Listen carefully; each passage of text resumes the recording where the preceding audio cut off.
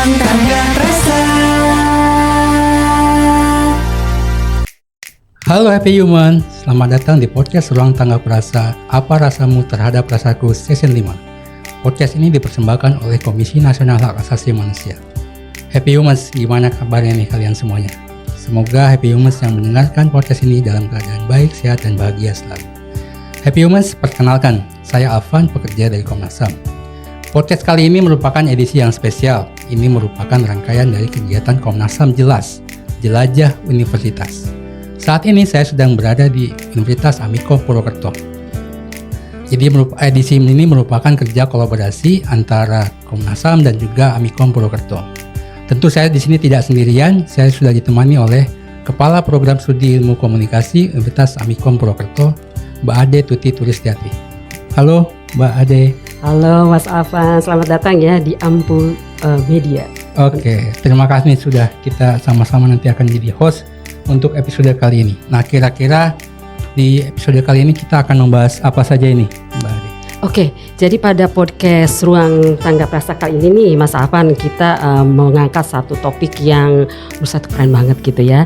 Temanya yaitu jumbo dan perundungan di sekitar kita. Wah, kayaknya sangat menarik gitu ya. Jumbo di judulnya. Oke, nah kali ini alhamdulillah kita sudah hadir di tengah-tengah kita nih Mas Afan. Beliau adalah narasumber yang sangat luar biasa tentunya, yaitu Kak Putu Elvina ya, yang biasa dipanggil Kak Putu. Selamat datang Kak Putu. Terima kasih Kak Ade, Kak Alvan.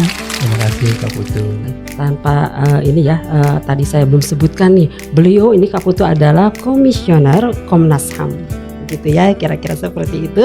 Nah, tidak afdol nih rasanya kalau kita tidak bicara juga dengan narasumber yang berada di balik film Jumbo tentunya. Nah, hari ini saya ingin menyapa dari jauh karena beliau tidak berkesempatan hadir langsung di tengah-tengah kita. Kita sapa tidak lain dan tidak bukan, yaitu Kak Febriani Zupita Sari. Halo Kak Pita. Halo. Halo Kak Pita. Nah, Halo, selamat siang. selamat siang Kak Pita. Di sini ada Kak Putu, di sana ada Kak Pita gitu ya. Beliau adalah project manager film Jumbo nih, Mas Afan. Wah, mantap ini. Mantap kan. Nah, nanti kita akan bicara juga mengenai gimana sih di balik inspirasi penayangan film Jumbo itu gitu ya. Yang pertama itu, terus juga dari perspektif ini sudah hadir Kak Putu terkait dengan perspektifnya Komnas HAM gitu ya. Ini kita mau nanya dulu nih Kak. Silakan Mas Afan ya. Kak Putu, udah nonton dulu nih filmnya nih si Jumbo ini? Ya Kak, sudah. Sudah ya, alhamdulillah. Nah, kalau begitu kita langsung tanya ya, Mas Afan ya. Bagaimana nih pendapat Kak Putu terkait film Jumbo tersebut, tapi mungkin juga nanti dikaitkan dengan, karena kan film tersebut bicara mengenai perundungan ya, yang dialami oleh Donto sebagai tokoh utama. Silakan. Iya, terima kasih Kak Ade. Memang di tengah-tengah minimnya ya produk film yang ditujukan dengan segmentasi anak gitu ya, kita ternyata banyak anak-anak kita yang nonton film dewasa. Di atas yang 12 bahkan ada yang 17 tahun kan gitu ya. Ini menunjukkan bahwa kehadiran film Jumbo ini memang merupakan oase, seperti oase. Kita kekurangan film-film yang bisa menginspirasi anak-anak. Film Jumbo ini kan dengan judulnya aja kita sudah tahu nih yang Jumbo apa ya. Maka kemudian makin ke dalam, oh ternyata intinya adalah terkait bagaimana pengalaman Don dan teman-temannya yang berada di lingkungan sosial yang mirip dengan apa yang kita hadapi sehari-hari, anak-anak kita hadapi sehari-hari terkait perundungan. Nah, dengan Jumbo tadi, wah berarti melekatkan situasi yang lebih konkret lagi terkait bagaimana sosok Don sebagai seorang anak yang memiliki bentuk tubuh ya yang lebih gemuk gitu ya. Dan tentu saja ini menjadi kecenderungan bagi anak-anak kita untuk melakukan atau menjadi objek perundungan, body shaming istilahnya kan gitu ya. Nah tentu saja tidak hanya perundungan, tapi saya kemudian terinspirasi terkait bagaimana latar belakang kampung Seruni ini yang menghasilkan tokoh-tokoh anak dalam film tersebut dengan karakter yang berbeda. dengan latar belakang misalnya konteks sukunya dan lain sebagainya, latar belakang ekonomi sosial, itu juga kemudian berinteraksinya juga luar biasa. Nah, pembelajaran terkait bagaimana kemudian mimpi seorang Don ya, seorang anak Don yang kemudian mimpi tersebut mendapatkan semacam ketidakpercayaan dari teman-temannya dan dia perlu untuk membuktikan bahwa dia bisa dan lain sebagainya, itu justru menjadi ruang yang kemudian harus menggambarkan atau merefleksikan bahwa mimpi seorang anak itu menjadi motivasi bagi anak-anak tersebut untuk mengejar dan menjadi lebih baik. Nah, hal yang lain adalah di film Jumbo ini, karena tadi kita lihat keberagaman. Nah, ini benar-benar erat sekali dengan hak asasi manusia. Pesan-pesan non-diskriminasi, pesan-pesan kesetaraan, pesan keberagaman, pesan anti kekerasan, dan bagaimana kemudian hal-hal yang berlatar belakang sosial itu tidak menimbulkan konflik sosial bahkan di kalangan anak, itu menjadi penting. Nah, pesan lain juga kita melihat bahwa berbagai upaya terkait merefleksikan situasi anak-anak yang kemudian berinteraksi sesama mereka, kan gitu ya. Bagaimana body shaming yang terus terjadi.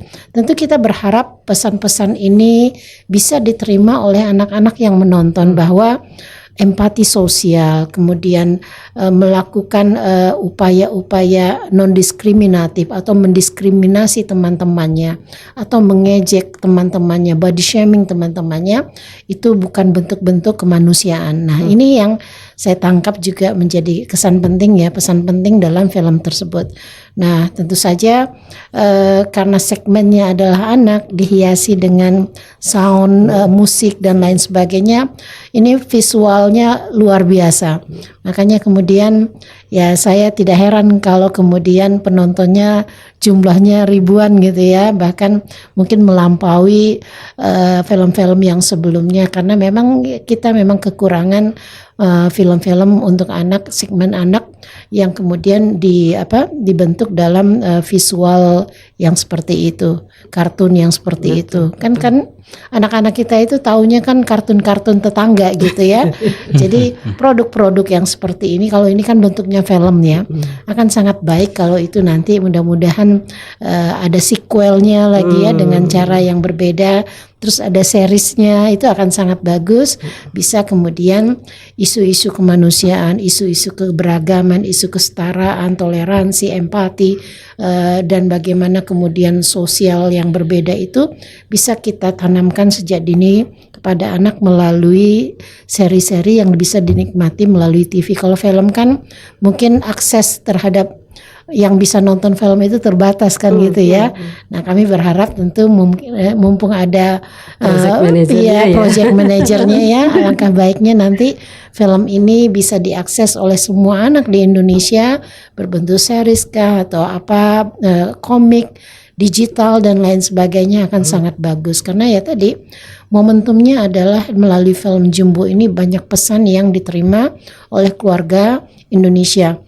Karena kental sekali aspek kekeluargaan. Betul. Karena Jumbo ini menampilkan keluarga yang tidak utuh sebenarnya kan gitu ya. Kalau kita bicara keluarga utuh, di situ ada kedua orang tua, mungkin keluarga inti yang diperluas, ada nenek, ada kakek, dan ternyata karakter-karakter yang dalam film Jumbo ini mereka punya perbedaan-perbedaan terkait keluarganya gitu. Ada yang utuh, ada yang hanya tinggal dengan nenek, ada yang yatim piatu dan lain sebagainya, ada anak adopsi. Nah, ini menyempurnakan situasi sosial yang kita hadapi terkait permasalahan anak dan dikemas dalam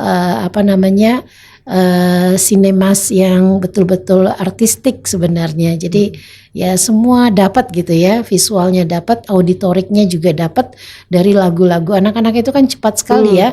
Kalau dengar lagu yang enak dan bagus itu mereka cepat menghafal. Pesan-pesan dalam lagu itu sudah cukup menggambarkan bagaimana karakter dan film ini antara interaksi antara para tokoh-tokoh tersebut. Jadi film itu benar-benar nih Mas ya all in banget, merepresentasikan Indonesia, keberagaman, betul, terus betul. Sangat lengkap sekali itu ya. Mas Afan kayaknya kalau nggak upload tuh. Tadi kalau misalnya kita tidak nanya langsung nih Mas Afan Betul ke sekali. project manager Tadi kelihatannya film tersebut. sudah ada dari sisi penontonnya gitu Iya, kan. Nah terus sekarang kita kita di coba geser ke sisi pembuatnya. Di sini Kak Pita ini merupakan project manager dari film Jumbo. Tadi disebutkan juga oleh Kak Putu bahwa memang ini menjadi salah satu film yang terlaris gitu ya di Indonesia. Ya, Selamat terima kasih banyak. Selamat Kak Pita atas Terima pencapaiannya dan juga terima timnya. kasih banyak. Keren Terima kasih sekali. sudah nonton. Betul sekali. Gimana nih perasaannya nih menjadi apa? Apakah memang pencapaian ini sudah direncanakan sebelumnya atau seperti apa?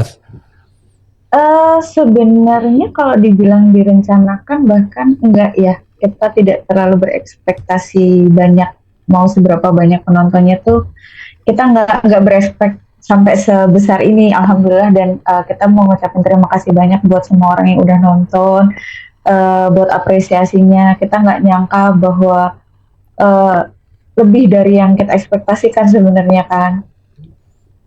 Gimana ya? Mungkin karena kita bikinnya dari hati dan itu alhamdulillah bisa nyampe ke hati semua penontonnya, itu sih. Itu menjadi kata kunci utama kelihatannya. Ya, Ketika dari kita hati ke mengerjakan hati. sesuatu dengan dari hati akan sampai ke hati banyak orang. Oke, tadi kan Kak Putu nih menyentuh juga diharapkan ke depannya itu ada sequel atau misalnya season 2 atau apa gitu. Ada rencana ke arah sana kah? Kak Pita barangkali udah ada kita dapat sedikit spills-nya begitu. Kalau untuk bocoran masih belum tahu karena sampai detik ini kami masih menunggu karena si Jumbo kan juga akan tayang di beberapa negara selain di Indonesia. Nah kita masih ada prepare di situ, tapi mohon doanya semoga nanti nextnya akan ada beberapa sequel atau ada beberapa konten Visinema yang bisa ditonton kayak Nusa itu sekarang kan di YouTube juga ada beberapa konten yang sudah terupload yang terbaru. Terus ada Domikado, jadi lebih kayak puppet gitu. Itu beberapa konten selain sih kontennya film Jumbo. Itu yang konten-konten anak, khusus anak-anak yang dibuat oleh tim dari Visinema. Oke. Wah, jadi kita tunggu tuh. Kak Afan, ini mungkin bocoran juga, ini sedang dicoba untuk diedarkan di seluruh dunia sepertinya ya. Wow. Jadi berarti ada harus dubbingnya, jadi misalnya ada bahasa Inggris, nanti kebayang itu versinya semacam misalnya si Doraemon itu ya, atau si siapa yang suka dibully sama si Giant tuh. Gitu ya. Nobita kan seperti itu ya, kira-kira bagus banget. Jangan maksudnya hanya dari luar, jadi kita jadi konsumen saja. Betul. Wow, luar biasa. Kita doakan ya Kak Afan ya. Silakan Kak Afan. Iya baik. Kalau tadi kan Kak Pita ini sudah bicara juga bahwa ini sebenarnya juga bagian dari proses pengerjaannya juga dari hati gitu, Kak Putu ya. Jadi memang, dan ini juga tadi juga Kak Putu sudah banyak juga bercerita mengenai ini banyak sekali bersentuhan dengan hak asasi manusia ya, secara substansi, temanya segala macam, perlindungan keluarga yang tidak utuh dan seterusnya. Nah kira-kira dalam konteks asasi manusia sebenarnya film-film seperti ini, seperti Jumbo ini, bagaimana posisinya dalam konteks misalnya kampanye asasi manusia? Jadi dan apakah memang dia menemukan momentumnya sekarang gitu kan, ketika tadi ketiadaan film anak, musik-musik anak juga terbatas. Jadi apakah menemukan momentumnya? Atau memang sebenarnya itu juga sebagai peluang juga sebenarnya untuk kita jadikan model seperti ini sebagai alat kampanye asasi manusia. Iya, memang ya kalau film anak itu pasti pesan positifnya harus lebih banyak kan gitu ya. Yang jelas film anak itu harus jauh dari kekerasan dan lain sebagainya. Don'ts do dan itu kan betul-betul harus diperhatikan. Karena kalau nggak lulus sensor kan gitu ya. Sebagai produk film anak. Nah, karena filmnya itu kita merasakan bahwa kita kehausan ya terkait produk-produk film anak yang perlu menjadi tokoh dalam hiburan atau entertain yang biasanya anak di situ paling banyak. Kita tahu kalau kita bicara rumah tangga, lingkup keluarga saja, tontonan itu salah satu pembentuk karakter. Ya, tontonan itu menjadi salah satu bentuk pembentuk karakter.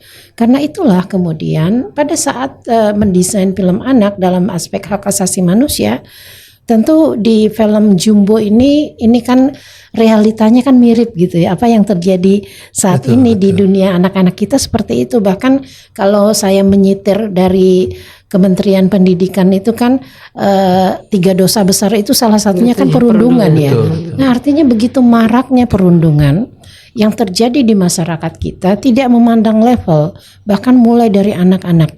Cerminan bahwa perundungan itu kental sekali terjadi di mana anak-anak harusnya tumbuh dalam kondisi lingkungan yang positif, ternyata itu tidak didapatkan.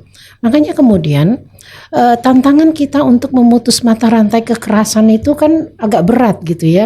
Karena dari awal dari pembentukan pondasi karakter itu perundungan itu terjadi seperti itu. Dan sayangnya upaya negara ya untuk memastikan bisa menyelesaikan atau memutus mata rantai perundungan itu belum terlalu signifikan. Ya, artinya kerja-kerja yang dibuat oleh pemerintah melalui program-program pencegahan, penanganan perundungan, rehabilitasi terkait perundungan itu belum maksimal. Artinya pemerintah tidak bisa kerja sendiri. Betul. Maka terlibatlah masyarakat, termasuk para sinemais gitu ya, terkait mereka berpikir. Mungkin saya nggak tahu kalau tadi Kak Pita mengatakan bekerja dari hati itu, ya mungkin jauh di dasar hati paling dalam itu merasakan kegamangan, kegelisahan terkait apa yang terjadi pada anak-anak terkait perundungan gitu. Mungkin dari situlah mungkin termotivasi untuk membuat film yang seperti ini, lalu kemudian pemilihan karakter-karakter yang seperti itu, latar belakang keluarga yang tidak utuh dan lain sebagainya, mirip banget dengan kondisi real di masyarakat, tapi kemudian pesan-pesan yang ingin disampaikan terkait empati, pentingnya menghormati keberagaman, toleransi, kesetaraan, dan kesempatan yang sama untuk berbuat atau membuktikan bahwa mereka bisa menggapai mimpi itu pesan penting di antara ketidakutuhan keluarga, situasi anak yang tidak beruntung. Mereka masih punya mimpi ternyata, dan mimpi itu bisa dikejar menjadi sesuatu yang ujungnya adalah happy ending kan gitu ya. Nah, jadi mengajarkan usaha dan lain sebagainya itu cukup luar biasa. Jadi kami misal dari Komnas HAM tentu saja sangat mengapresiasi adanya produk film yang layak untuk ditonton anak bahkan untuk segala usia. Saya lihat bahwa yang dewasa pun menonton dengan berbagai emosi ya yang ikut terlibat. Mereka kadang-kadang merefleksikan situasi yang pernah mereka alami dan lain sebagainya. Nah, pesannya dapat untuk semua usia, padahal ini mungkin awalnya hanya khusus untuk segmentasinya anak-anak, tapi ternyata kita yang dewasa pun di usia-usia dewasa pun merasa bahwa hal-hal tersebut akan istilahnya menguatkan esensi kemanusiaan kita. Oh, ternyata banyak yang belum kita berikan untuk masyarakat. Oh, banyak yang belum kita berikan untuk anak-anak. Bahkan ada beberapa refleksi dari yang sudah nonton. Mereka merasa apa yang mereka kerjakan kemarin terkait anak mereka itu ternyata salah gitu. Dampaknya berbeda. Mereka seolah-olah merasa melalui film ini saya akan memperbaiki cara saya misalnya berkomunikasi, berinteraksi dengan anak saya dan lain sebagainya. Ini betul-betul memberikan model yang baik untuk pembentukan karakter, terutama pengasuhan bagi orang-orang tua untuk situasi yang seperti itu ya. Artinya kan kita juga banyak mempunyai orang tua yang utuh kan gitu ya, yang utuh secara umum, tapi kemudian ada bolong-bolongnya gitu ya, dibanding dengan si kasus Don dan teman-teman yang tidak utuh keluarganya, tapi kemudian mereka punya nilai plus yang lain di sisi-sisi yang lain, yang di situ menjadi nilai tambah yang luar biasa. Betul. Nah, saya senang itu di film Jumbo itu ya, kan biasanya ada istilah ini Bu, Kak Putu ya, kata Winston Churchill, dia bilang bahwa saya senang belajar, tapi tidak selalu saya tuh senang diajarin. Nah, kalau kita nonton film Jumbo itu ya, orang-orang tuh nggak merasa diguruin gitu. Iya. Jadi langsung kita tuh tadi Kak Putu bilang ya, oh ya saya kayaknya selama ini kurang tepat nih, maka harus dirubah gitu ya. Nah, saya juga pengen tanya nih, sebenarnya itu kan meramu sebuah film nih Kak Pita ya.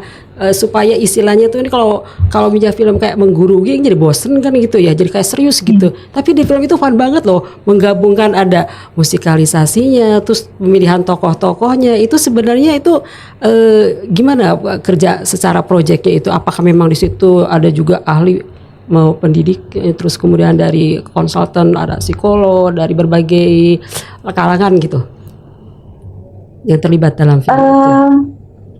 Sebenarnya kalau ngomongin masalah terkait Jumbo ini, saya itu kan bergabung dari sisi production sampai ke dari pre-production sampai ke production berjalan ya. Jadi ketika film ini dibuat, tujuan utamanya yang lebih tahu otomatis pasti director dan juga penulisnya gitu. Tapi dari cerita yang disampaikan adalah seperti yang tadi Kak Putu bilang bahwa sebenarnya apa yang sedang kita kerjakan itu kan merefleksikan dari apa yang terjadi di kehidupan sehari-hari dan dari beberapa bagian seperti di proses pre-production, di pre-production itu ada yang namanya production designer. Di sana ada tim khusus yang ngebuat gimana caranya si karakter ini punya kehidupan seperti ini. Jadi kayak menguatkan setiap karakter satu-satu, didesain sedemikian rupa sesuai dari cerita yang sudah diimajinasikan oleh director dan juga penulisnya gitu. Nah dari situ bagaimana caranya kita itu memberikan konten yang edukatif, yang menghibur, itu lumayan menjadi salah satu tingkat kesulitan kami ya sebenarnya. Tapi dari situ menjadi momen dimana kita membuat konten, kita membuat cerita yang relate dengan kehidupan sehari-hari, tapi juga tidak menggurui. Itu lumayan menjadi tantangan yang cukup berat, karena menurut kami seperti yang terjadi di kondisi sekarang ya, konten-konten itu nggak semuanya menjadi konten yang baik untuk didengarkan. Ada beberapa konten yang bahkan dijadikan akses untuk campaign satu dan lain hal seperti itu. Balik lagi tujuan kita mau bikin Jumbo ini untuk apa gitu. Terus kalau ngomongin terkait pernah di riset atau enggak, sebenarnya kan saya join itu tuh udah lewat ya proses itu, mungkin sudah pernah di riset sebelumnya, tapi pada saat proses pengerjaan pre-production itu kami meriset beberapa area. Jadi seperti yang teman-teman sudah pernah melihat film Jumbo, di sana ada kehidupan sehari-hari seperti pasar, orang jualan cilok, terus ada gerobak siomay, ada yang jual es krim dan sebagainya. Jadi gimana caranya kita meramu agar hal yang sudah terbiasa ada itu terlihat alami dan terlihat nyaman dilihat dan juga didengarkan oleh para penontonnya gitu. Wah, itu sangat ini ya, menarik sekali ya. Itulah kenapa mungkin bisa sampai gitu ya pesan-pesan itu ke masyarakat, itu sampai ke menyentuh hati banyak masyarakat, karena memang sudah pasti akan ada riset-riset sebelumnya yang bisa mendukung itu gitu ya. Hal yang terlihat jadinya natural, dan tentu juga itu membutuhkan riset gitu ya. Dan saya masih agak penasaran nih terkait dengan yang teknis-teknis tadi gitu ya. Apakah memang kenapa kemudian pada akhirnya itu pesan itu bisa sampai dan juga berdampak? Tentu juga penting untuk melihat sebenarnya seperti apa gitu menyatukan atau menyeimbangkan gitu ya antara aspek-aspek tadi, pesan yang tadi dengan yang teknis tadi. Apakah memang misalnya pilihan warna, kemudian pilihan nama, kemudian pilihan intonasi lagu dan segala macamnya itu juga sebenarnya didesain dari awal untuk agar itu bagian dari misalnya misalnya sampai ke alam bawah sadar kah, atau apapun yang mungkin itu juga bagian dari proses yang memang dirancang dari awal. Seperti apa Kak Pita? Kalau ngomongin itu sebenarnya skupnya cukup panjang ya. Tapi yang bisa kita ceritakan adalah director kita Kak Riana Driandi itu punya visi misi yang jelas dari awal bahwa dia mau bawa kemana ceritanya. Ketika director udah punya tujuan sekuat itu, biasanya tim-timnya akan mengikutinya jauh lebih enak. Jadi kayak saya punya ekspektasi sekian dengan cerita seperti ini, nanti dari all supervisor dan juga technical director terutama meramu gimana caranya dari apa yang sudah ada di cerita dan di imajinasinya director itu tersampaikan dari sisi teknis dan nanti animasinya seperti apa. Dan dari situ juga lighting, render, dan kita bisa istilahkan LRC, VFX itu sebagai tim post pro. Nah, tim-tim itu yang nantinya akan, dan juga ada tim grading juga, maaf tadi sempat kelupaan. Intinya dari tim-tim post pro ini mereka akan meramu hasil akhir dari apa yang sudah dikerjakan dari sisi pre-production, production, sampai pada akhirnya nanti di-render masuk ke di bagiannya tim post-production, kayak gitu. Seperti yang teman-teman tahu, ada satu set di lapangan Kasti itu akan relate banget untuk kami angkatan 90-an. Momen dimana zaman 90-an itu anak-anak nggak punya gadget. Meskipun ejek-ejekan, lebih seringnya lebih ngejekin ke nama orang tuanya ya kan. Tapi itu nggak mungkin akan kita jadikan konten karena itu bukan konten yang mendidik. Jadi pada saat itu kita lebih ke konten apa yang ada terlihat sehari-hari, kayak mengejek temennya karena tubuhnya terlalu gempal, dia nggak bisa lari, nggak bisa bergerak lebih bebas, atau dengan kondisi anak-anak di masa itu tuh lebih sering menghabiskan waktu bersama untuk bermain di luar. Maka sosialisasi, cara bersosialnya anak-anak itu jauh lebih baik dibandingkan yang terjadi sekarang, karena kita akan lebih mudah terpapar dengan gadget. Gitu. Jadi kenapa itu juga relate di angkatan 90-an, yang mana angkatan 90-an itu sebagian besar adalah orang tua yang mengantarkan anaknya nonton Jumbo. Oh iya, jadi pas ya memang ya. Iya. Jadi di situ istilahnya kalau orang sekarang bilangnya cocok logi ya. Jadi cocok logi. Oh iya, dulu mama ngerasain ini. Jadi mama akan bercerita ke kamu. Zaman dulu tuh kalau listrik mati, anak-anak akan dengan senang nyalain lilin terus mainan bayangan buat dijadikan hewan. Jadi imajinasi mereka berkembang. Tapi saya pribadi kan punya anak usia 6 tahun. Ketika saya mencoba melakukan sesuatu untuk dia mengimajinasikan, dia harus dituntun terlebih dahulu karena dia terbiasa menonton short atau mungkin reels, itu kan durasinya terlalu pendek untuk anak-anak kayak gitu-gitu. Itu juga jadi salah satu alasan kenapa kita benar-benar mengusahakan tontonan yang baik untuk anak-anak gitu. Itu sih. Oke.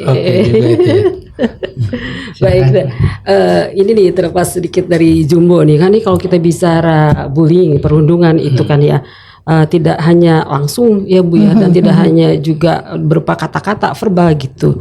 Bahkan sebenarnya kayak di-exclude, dikucilkan, atau misalnya kalau di cyberbullying nih Mas Alvan juga sekarang ya, kayak misalnya terkait dengan body shaming gitu ya, tapi dilakukannya nggak langsung nih, nggak misalnya disebut si Jumbo atau si gendut gitu ya langsung nih, tapi juga misalnya semacam sindiran atau sebutan-sebutan gitu yang ada justru ranahnya di media sosial gitu ya. Nah, kalau menurut kamu tuh gimana tuh? Kalau misalnya saya ingin lebih fokus kepada peran dari Komnas HAM ya, kalau misalnya dari program-programnya atau kemudian kampanye itu kalau terkait dengan bullying baik langsung maupun yang cyberbullying itu gimana? Iya, Komnas HAM itu memang pesan kemanusiaan yang kita bawa pasti ya. Dan kita menyiasati apa yang terjadi di masyarakat, terjadi di anak-anak terkait perundungan, kekerasan. Itu akhirnya kemudian membentuk kita untuk berpikir apa program-program yang terbaik. Maka kemudian muncullah program kampanye-kampanye, pelatihan-pelatihan yang isinya misalnya kita punya pelatihan sekolah ramah HAM. Nah, sekolah ramah HAM itu kan memang yang kita latihkan kepada pendidik gitu ya, pendidik dan elemen sekolah lainnya untuk memastikan bahwa selama misalnya mereka menjalankan tugas fungsi untuk mendidik dan lain itu memastikan anak-anak juga kemudian terinformasi terkait tidak boleh melakukan body shaming, tidak boleh kemudian merundung dengan alasan apapun terkait perundungan baik itu online ya maupun sampai offline. Beberapa kasus kan bahkan dimulai dari perundungan ejek-ejekan di media sosial. Terus kemudian selesai di situ, nggak cukup selesai di situ, mereka janjian untuk berantem gitu ya, berantem di mana gitu. Karena ya tadi dari online menuju ke offline itu sering kasus-kasus seperti itu terjadi. Nah, karena kita khawatir bahwa perundungan itu dampaknya luar biasa, kasus-kasus anak-anak bunuh diri gara-gara dirundung juga cukup banyak gitu ya. Tidak hanya anak, dewasa pun demikian. Maka ya ini yang memang perlu kita lakukan bersama. Jadi semua pihak memiliki peran masing-masing, termasuk tadi para konten-konten atau pembuat-pembuat film juga saya pikir juga merasakan masalah yang sama yang dihadapi sehingga muncullah film Jumbo tersebut. Nah, kalau ini kemudian tidak dilakukan upaya masif ya, menghentikan perundungan kekerasan itu kan memang harus dimulai dari bentuk apapun, tapi langkah pertama itu kan menjadi penting daripada ya kita hanya mengetahui ya nih kasusnya semakin tinggi perundungan kekerasan tapi kita nggak mau melakukan apapun. Nah, bagian dari upaya-upaya kampanye anti bully itu menjadi penting karena tadi kita kalau dalam situasi kita menormalisasi perundungan, body shaming dan lain sebagainya sebagai sesuatu hal yang biasa, bahkan itu sebagai sesuatu yang menghibur, ini kan bahaya, kan gitu ya. Mengejek seseorang itu hiburan bagi kita, tanpa kita kemudian peduli bagaimana dia sebagai korban merasakan hal tersebut. Apalagi kalau perundungan itu di sekolah-sekolah dan lain sebagainya itu berkali-kali, hampir tiap hari. Beberapa anak bahkan tidak termotivasi atau tidak mau sekolah karena dia tahu dia akan ketemu dengan kelompok-kelompok perundung tadi, pelaku bully tadi. Makanya kemudian kami selagi kampanye misalnya terkait sekolah ramah HAM maupun tematik-tematik yang menjadi concern di masyarakat itu kita terus lakukan. Jadi melalui kampanye, melalui podcast seperti ini, publikasi, komik digital, itu adalah upaya-upaya kami agar ya tadi masyarakat juga mulai sadar. Tapi intinya adalah tadi kita bisa berkontribusi dalam bentuk apapun, itu kan kata kunci ya. Betul. Jadi karena ini sudah menjadi permasalahan sosial di masyarakat kita, mau tidak mau maka peran-peran kita di berbagai bidang itu penting untuk kita kuatkan sih, saya pikir seperti itu. Baik, Kak Putu, ini kalau saya coba tarik benang merah nih ya, saya senang banget loh Komnas HAM itu tidak hanya di level circle of concern atau kemudian aja, tapi udah terjun langsung ke circle of influence diperbesar gitu ya, sehingga tadi ada tindakan nyata melakukan campaign langsung tadi ke sekolah-sekolah, ada beberapa program juga gitu ya Kak ya, luar biasa. Sudah ada intervensi-intervensi yang dilakukan oleh Komnas HAM. Sehingga kan maksudnya kita akan bisa lihat nih dengan adanya kontribusi yang nyata dari Komnas HAM yang tentu saja sekali lagi ya Kak Putu pastinya tidak bisa sendiri nih. Betul. Alhamdulillah kita misalnya hari ini kita berkolaborasi gitu ya dalam program jelas ini ya. Terus nanti program-program lainnya juga. Gitu kira-kira ya kalau dari saya. Kelihatannya sih begitu ya. Dan mungkin kalau dari tadi kan mungkin kelihatannya sudah cukup banyak kita cerita tentang kesuksesannya gitu ya, bagaimana berdampak dan segala macam. Saya mungkin mau tanya ke Kak Pita ini, kira-kira sebenarnya dalam prosesnya itu kemarin apa tantangan yang ketika dihadapinya gitu kan, ketika proses mungkin dari produksi sampai dengan post produksinya, kira-kira tantangan dalam proses pembuatannya itu apa saja yang mungkin bisa di-share ke kita? Tantangannya karena proses pengerjaan Jumbo itu kan seperti yang teman-teman tahu, kita membutuhkan kurang lebih 420 konten kreator, dalam artian di sini lebih ke artis sama animator dan juga beberapa kreator lain. Kita membutuhkan banyak tim dengan skala besar. Tantangan terbesarnya yang pertama itu dari sisi komunikasi, yang kedua dari sisi teknis. Kalau dari sisi komunikasi karena kita dengan jumlah banyak orang dengan divisi yang berbeda-beda, bagaimana caranya kita menyampaikan segala sesuatu informasinya itu dalam bentuk yang se-clear mungkin, sesimpel mungkin, dan dengan mudah dipahami karena beberapa studio itu tidak hanya ada di Jakarta, ada yang di Jogja, ada yang di Cilacap, ada yang di Jawa Timur, seperti itu. Wah, jadi kebayang itu ya, cukup besar itu ya, kerja timnya, Iya, kolaborasinya benar. cukup besar itu. Udah tahu belum? Dari Amikom mahasiswa kita lulusan ada 4 orang Kak Putu yang terlibat. Jadi saya hebat sebagai Amikom Purwokerto Keren. bangga banget Kak Rupat. Insya Allah nanti bisa dibuatkan lebih banyak lagi kalau misalnya ada sekolah-sekolah selanjutnya gitu ya. Itu bagian Amin, dari amin. kerja-kerja Ada, kolaboratif saya betul. kenal ada salah satu juga kan namanya Mas Bangkit. Mas Bangkit. Iya. Oh kenal ya. Iya. Oke. Dia ya sempat kerja bareng di Jumbo ini, jadi saya cukup kenal dengan sistem kerjanya, dia cukup bagus. Bagus. Tuh. Luar biasa banget. Di endorse nih. Dia langsung sama project Iya, manajernya ya. Nanti ada bangkit-bangkit yang lain gitu kan. Iya. Baik. Ini kayaknya waktunya Iya, tinggal padahal berapa- udah cukup seru ini kelihatannya. Mau tanya-tanya lagi Banyak sih, banyak Kak Putu pertanyaan. Kak Pita ya. Silakan Mas. Iya, mungkin ini udah masuk yang ini ya, karena mepet waktunya. Mungkin dari Kak Putu ada semacam apa ya, pesan kepada Happy Human terkait dengan mungkin perundungan, terkait dengan bagaimana upaya kita bisa mengatasi itu, atau terkait dengan bagaimana terlibatan teman-teman animator dalam proses juga kampanye asasi manusia. Silakan Kak. Ya tentu saja pertama apresiasi ya terhadap film Jumbo ini, baik dalam produksi yang luar biasa sampai kemudian sampai ke end user ya, sampai ditampilkan ke penonton. Ini menunjukkan komitmen semua pihak sebenarnya untuk melihat perundungan ini sebagai sesuatu yang membahayakan terutama kehidupan anak-anak kita. Kalau mereka hidup mulai dari usia anak itu dalam lingkungan yang penuh dengan kebencian, bully dan lain sebagainya, tentu kita harus semakin khawatir nanti ini akan terus terbawa pada fase-fase perkembangan mereka hingga dewasa. Nah, dalam tahap itu pelajaran atau PR terbesar kita adalah memutus mata rantai terkait bullying, memastikan ada role model di masyarakat sehingga anak-anak itu bisa mencontoh karakter-karakter baik.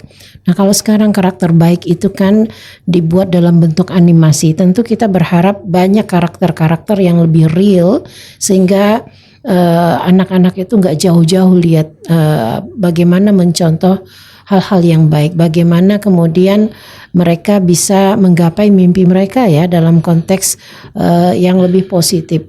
Bagaimana kemudian mereka mentransformasi ketidakberuntungan dalam konteks keluarga dan sosial mereka menjadi nilai tambah yang membangkitkan mimpi mereka, yang mewujudkan mimpi mereka, itu menjadi penting. Yang paling penting lagi Happy Human adalah terkait bagaimana sebenarnya kita ingin membangun keluarga kita itu seperti apa ya yang ingin kita bangun. Kita nggak bisa mengatakan bahwa keluarga utuh adalah keluarga yang sempurna, tapi ternyata dengan berbagai keterbatasan, maka kita harus melakukan sesuatu sehingga memastikan tumbuh kembang anak itu semakin baik.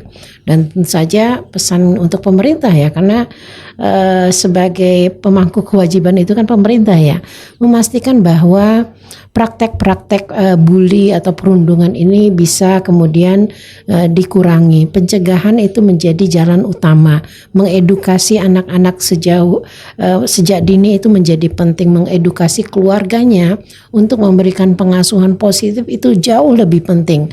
Terlepas dari utuh atau tidak utuhnya keluarga tersebut. Kita tahu banyak single parent yang bisa mengasuh dengan baik. Bahkan anak-anak dengan latar belakang yatim piatu pun mereka bisa tumbuh dengan baik asal tadi pada saat lingkungan mereka positif dan keluarga mereka mendukung, maka ini akan menjadi cikal bakal pembentukan karakter yang kita inginkan tersebut. Jadi nggak usah khawatir gitu ya, nggak usah takut terkait ketidaksempurnaan, karena ya kita tahu di antara ketidaksempurnaan itu muncul upaya kita untuk menutupi dengan berbagai tindakan positif. Jadi Saya pikir Happy Humans juga kita harus saling mensupport ya, saling mensupport tidak hanya untuk diri kita, tapi lihat sekeliling kita apa yang bisa kita lakukan untuk mensupport lingkungan kita, itu yang bisa kita lakukan. Dan apapun itu selagi itu untuk kemanusiaan, peradaban, maka yakinlah itu sesuatu yang sangat baik untuk menjadi sumbangsih kita ya bagi masyarakat. Mungkin itu. Baik, terima kasih. Pesannya sangat mendalam nih ya dari Kak Putri. Kalau dari Kak Pita mungkin ada pesan-pesan untuk Happy Humans terkait dengan mungkin perundungan atau kerja-kerja animator dan segala macam. Oke. Untuk teman-teman, untuk Happy Humans dimanapun teman-teman berada, setiap dari diri kita itu kan pengennya dihargai ya, nggak pengen dirundung. Kalau kalian merasa terjadi perundungan sama diri kalian, jangan sampai diem aja, bicara, ceritakan ke orang lain yang menurut kalian bisa diceritakan, dan coba memberanikan diri untuk melawan. Karena menurut saya juga sebagai salah satu korban bullying dulu. Saya paham betul bagaimana rasanya, tapi kita nggak mungkin akan selamanya menjadi korban bullying kalau kita nggak mencoba speak up gitu. Dan untuk teman-teman di sekelilingnya, kalau ngelihat temennya dibully, jangan ngerasa kamu menjadi Atta atau mungkin jadi karakter lain di film Jumbo yang kurang baik, tapi jadilah Nurman atau Mae yang bisa mendengarkan cerita teman-teman kalian. Bisa jadi mereka dibully dan diam itu bukan karena mereka nggak berani, tapi mereka bingung mau cerita ke siapa gitu. Betul. Terima kasih, ini pesannya dari Kak Pita juga ya, turut prihatin juga pernah menjadi korban perundungan. Iya, juga. ternyata. Ya, baik, terima kasih kepada para narasumber, Kak Pita dan juga Kak Putu. Banyak sekali pengetahuan dan juga mungkin insight dan juga pembelajaran dan juga refleksi untuk kita semuanya. Pentingnya bagi kita untuk sama-sama untuk mencoba menghentikan, mencegah perundungan yang mungkin bisa terjadi kepada sekitar kita dan juga bisa terjadi kepada kita sendiri. Gitu Dari ya. Mbak Ade. Nah, kalau saya sih tadi ada 3 hal mungkin yang bisa kita lakukan ya. Kalau kita selalu menuntut orang lain untuk melakukan sesuatu yang menjadi role model gitu ya. Mungkin prinsip 3M itu ya, say no to bullying. Jadi mulainya tuh dari kita sendiri, mulai dari hal-hal yang kecil, dan tentu saja mulai dari sekarang gitu ya. Baik. Jangan ditunggu sampai nanti terjadi gitu. Cegah ya, pencegahan preventif. Gitu kira-kira. Betul sekali. Baik, terima kasih sekali lagi Terima Kak Putu kasih dan juga Kak Kak Pita Putu, sudah Kak Pita bersedia juga kita luar biasa. Oke, Terima kasih. sehat-sehat selalu ya Kak Pita, dan semangat untuk membuat ditunggu sequel selanjutnya. Amin. Oke, baik. Terima kasih banyak waktunya. Oke, terima kasih Happy Human yang sudah mendengarkan podcast Ruang Tangga Perasa. Jika ada masukan dan saran bisa mengirimkan email ke tanggaperasa@komnasham.go.id atau mungkin melalui live chat di website kita tanggaperasa@komnasham.go.id. Jangan lupa terus ikuti media sosial Komnas HAM, ada di Instagram komnas.ham, kemudian di X @komnasham, dan juga di FB Komnas HAM, dan juga YouTube Komnas HAM Channel. Sekali lagi terima kasih, sampai bertemu kembali kita di podcast selanjutnya. Bye bye. Oke, bye.